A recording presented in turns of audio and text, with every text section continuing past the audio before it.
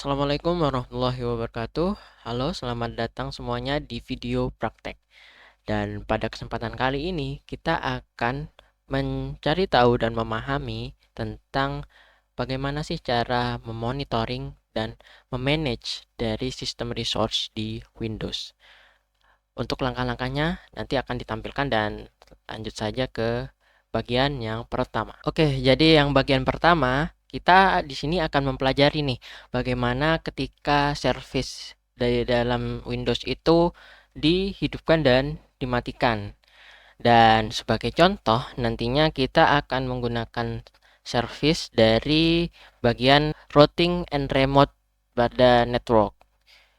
Dan langsung saja kita masuk ke bagian yang pertama, yaitu kita search control panel.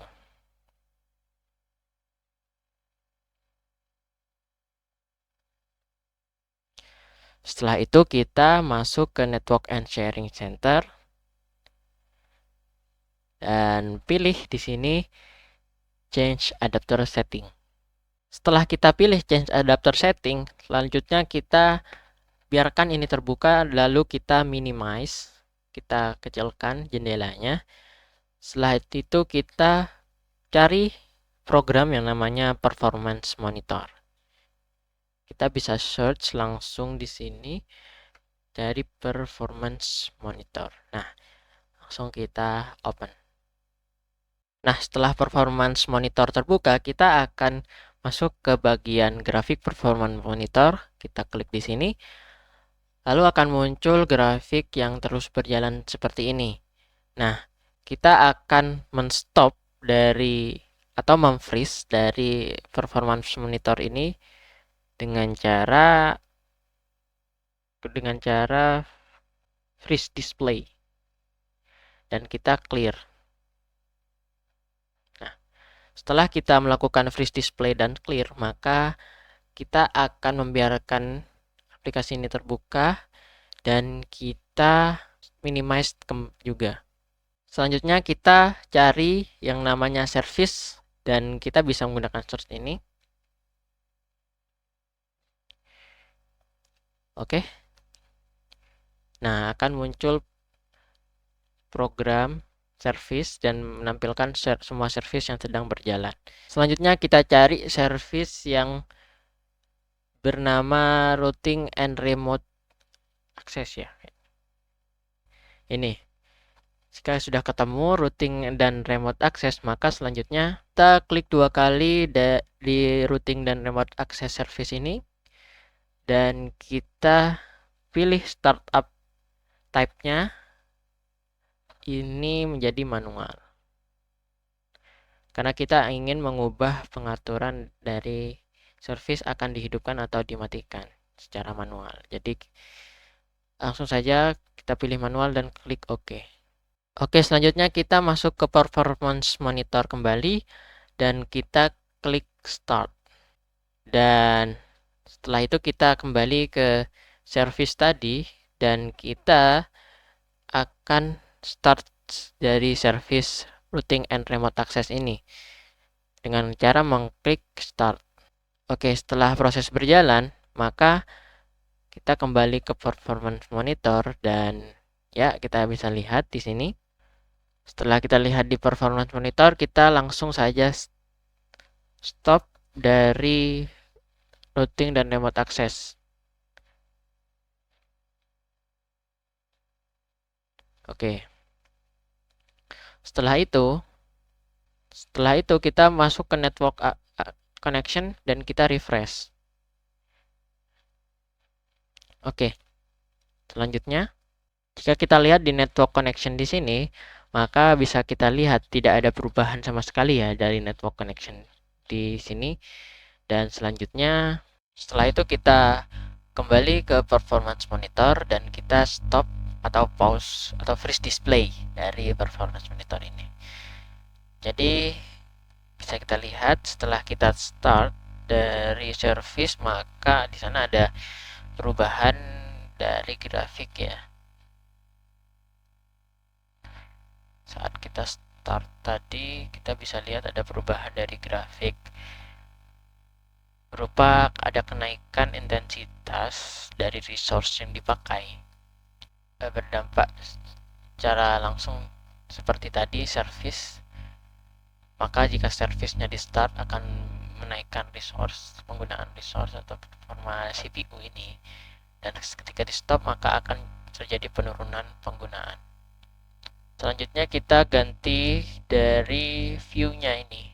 Ganti view grafiknya menjadi persentase dengan cara memilih change graph type di sini menjadi report.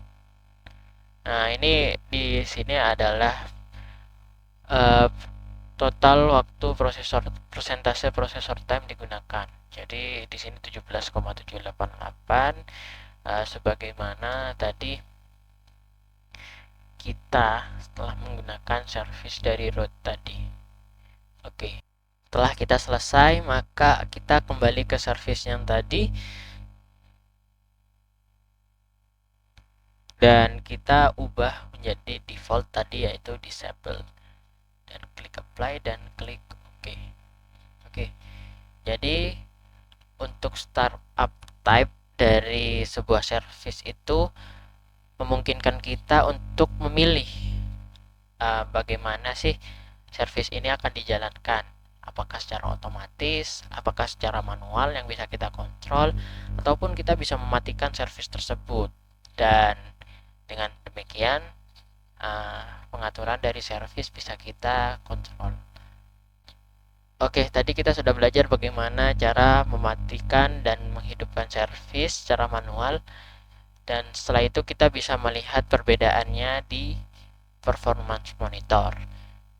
Dan selanjutnya kita lanjut ke bagian yang kedua, yaitu yang di bagian kedua adalah kita akan mempelajari dan memahami bagaimana sih menu dari komputer manajemen.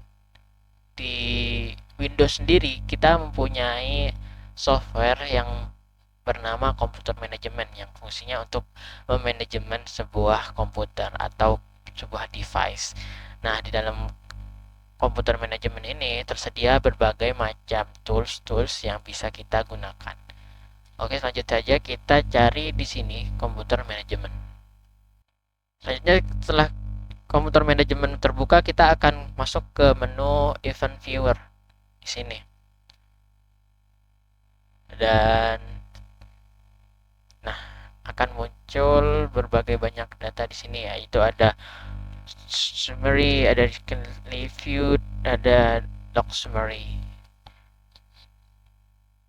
Dan ini masih loading. Selanjutnya yaitu, nah, setelah kita memilih event viewer, kita akan memilih dari sub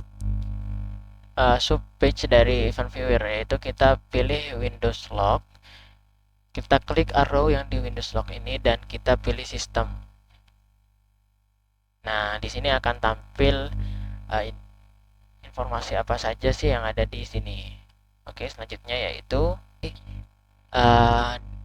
detail yang berisikan tentang tadi yang kita menggunakan routing dan remote access tadi. Kita cari sampai ketemu dari routing dan remote access. Oke, untuk service dari routing dan remote access sudah ketemu. Di sini ada berapa? Ada satu ya. Ada satu. Dan di sini informasinya, the start type of the routing and remote access service was changed disabled to demand start. Dan kita mengubah dari disable ke start. Jadi di sini ada informasi-informasi yang bisa kita dapatkan, dan di sini ada event data ya. Di sini ada 4 event, yaitu yang pertama kita memilih routing dan remote access, yang kedua kita yang tadi disable dan kita meminta untuk start, dan remote access akan berjalan. Jadi dari setiap event ini melambangkan sebuah kejadian yang berbeda-beda ya. Oke. Selanjutnya kita akan lanjut ke materi yang berikutnya, yaitu tentang mengkonfigurasi administratif tool.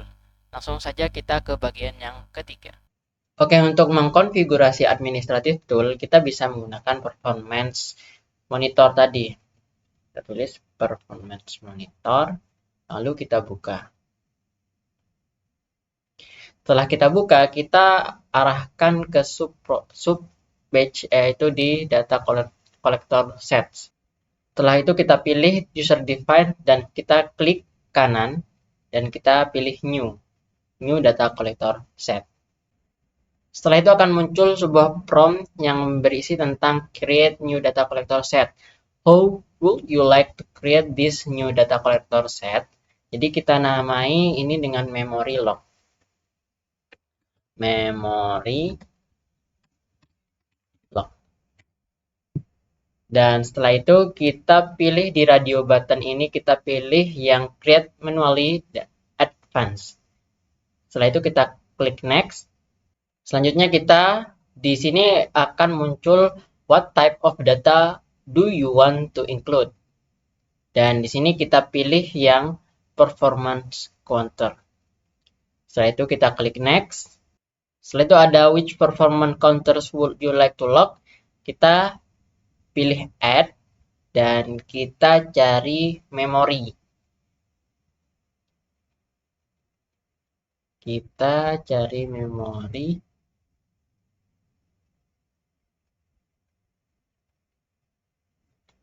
Oke, di sini kita cari memori dan kita cari available megabytes. Kita klik add. Kemudian kita klik OK. Kita lalu pilih sample intervals. Di sini sebesar 4 second. Dan kita klik next. Itu kita akan disodorkan dengan where would you like the data to be saved. Setelah itu kita pilih browse. Kita arahkan ke Windows C.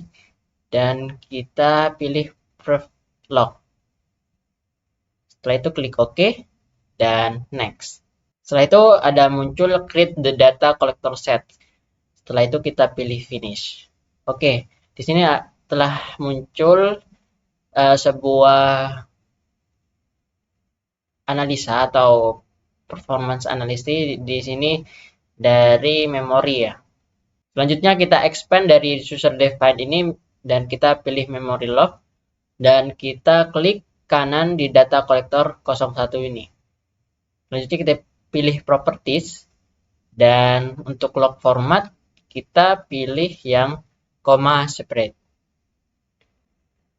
Setelah itu kita klik file tab dan akan kita lihat di sini ada file name-nya ya. Di sini ada directory yang bisa kita lihat. Setelah itu kita klik OK. Setelah itu kita kembali ke user define ini, kita pilih memory log dan kita klik dari start data collector set ini. Oke. Selanjutnya untuk memaksa memori untuk menggunakan sejumlah memorinya, kita akan membuka lalu menutup sebuah browser ya. Kita menggunakan contohnya Google Chrome di sini. Kita pilih. Nah, setelah kita buka, kita tutup kembali. Dan data yang kita buka tadi sudah tersimpan dan kita akan stop proses dari data collector set tadi. Selanjutnya kita akan membuka data atau informasi yang sudah disimpan dari performance monitor di direktori yang sudah kita tentukan tadi di Windows C dan di Prevlogs. Nah, di sini akan ada folder sesuai nama user Anda dan kita buka. Di sini ada sebuah spreadsheet yang isinya data dari memori yang kita pakai tadi. Oke, selanjutnya kita buka. Maka akan muncul data-data dari memori yang kita pakai tadi. Selanjutnya kita lihat di sini ada penggunaan memori. Di sini ada jika rata-rata di sini 900, 900, 900 dan di sini ada 875, 751. Berarti saat kita menggunakan memori tadi dengan membuka dan menutup browser, maka memori yang tersedia akan berkurang menjadi segini, 875,1. Dan selanjutnya setelah kita melihat data-data yang tersedia di sini, kita close dan kita kembali ke performance monitor. Selanjutnya kita kembali ke performance monitor dan kita klik kanan di memory lock ini. Selanjutnya kita delete dan akan muncul prompt "Are you sure you want to delete memory lock?" dan kita akan yes, kita setuju. Dan setelah itu kita akan juga menghapus lock dari memori kita yang ada di Windows C ini untuk pastikan aja ya. Oke, continue. Jadi pada pembelajaran kali ini kita sudah belajar bagaimana cara menghidupkan dan mematikan service dan melihatnya dalam performance monitor. Dan kita juga bisa tadi melihat service di komputer manajemen. Dan yang terakhir ini kita juga bisa membuat atau mengkonfigurasi administrative tools dengan performance monitor tadi. Kita membuat sebuah analisa baru dengan menghitung berapa sih memori yang tersedia dan kita bisa menganalisisnya dengan membuka dan menutup browser, lalu akan ditampilkan dalam bentuk file save yaitu tadi. Mungkin hanya itu pembelajaran kali ini. Terima kasih telah menonton video ini, kurang lebihnya mohon maaf. Selamat jumpa di lain waktu. Assalamualaikum warahmatullahi wabarakatuh.